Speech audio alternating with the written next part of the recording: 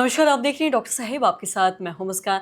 दर्शकों, आज के इस एपिसोड में हम बात करेंगे और ये जानेंगे कि जब भी लोगों की किडनी ख़राब होती है तो वो काफ़ी ज़्यादा घबरा जाते हैं और कई बार ऐसा भी देखा जाता है कि वो उनकी ये चाहत रहती है कि वो जो डायलिसिस है वो हॉस्पिटल में ना जाके वो घर पे कराएं।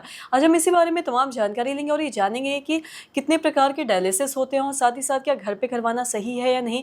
इसी में तमाम जानकारी लेने के लिए आज हमारे साथ मौजूद है बिहारी नहीं बल्कि देश भर के जाने माने nephrologist Padmashri doctor Hemant Kumar.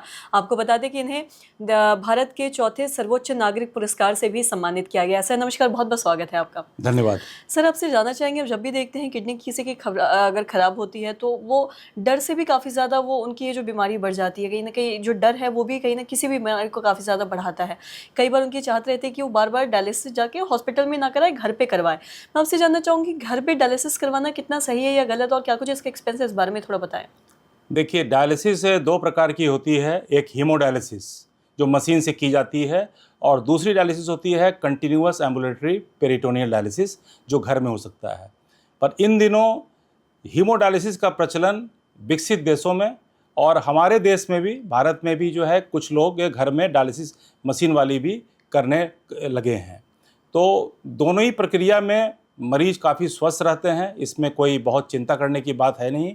Haemodialysis की प्रक्रिया में मरीज को अमूमन 2 से 3 डायलिसिस प्रति सप्ताह कराना पड़ता है, और घर में जो डायलिसिस होती है ये एक अनवरत प्रक्रिया है, और ये पेट की डायलिसिस होती है, जिसमें कि एक विशेष प्रकार के तरल पदार्थ आते हैं जो पेट में डाले जाते हैं और एक नियत समय पे उसे निकाल लिया जाता है। तो इस तरह के 2 तरह की डायलिसिस होती है। तो मरीज के पर डिपेंड करता है, उसके चॉइस पे है कि वो कौन सा इसमें से चुनता है कि वो मशीन वाली डायलिसिस कराना चाहता है या फिर कंटिन्यूअस एम्बुलेटरी पेरिटोनियल डायलिसिस कराना चाहता है।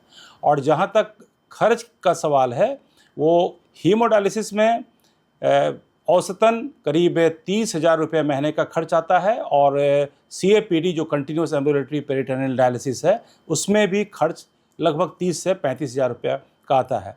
लेकिन यहाँ पे मैं ये एक बात बताना चाहूँगा आप सबों को कि prime minister national dialysis programme के तहत सभी राज्य में हर एक जितने भी डिस्ट्रिक्ट हैं, जितने ज़िला हैं, सभी ज़िला अस्पताल में 5 से 7 मरीज का प्रतिस्थापन किया गया है।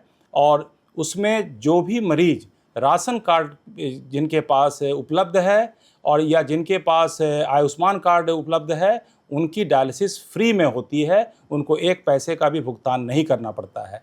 और बाकी लोगों का जो भी डायलिसिस इस प्रोग्राम के तहत के मशीन में हो रही है, उन लोगों के लिए भी काफ़ी राहत की बात यह है कि लगभग 50% ऑफ द जो जितने भी प्राइवेट हॉस्पिटल हैं उससे रेट कम लिए जाते हैं।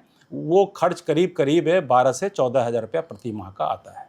जी, और साथ ही सर ये भी जानना चाहेंगे कि डायलिसिस की ज़रूरत पड़ती कब है? क्या किसी का भी अगर थोड़ा सा भी किडनी ख़राब हो तो क्या उसे तुरंत ये जो डायलिसिस की ज़रूरत पड़ती है या फिर एक समय के बाद इसकी ज़रूरत होती है?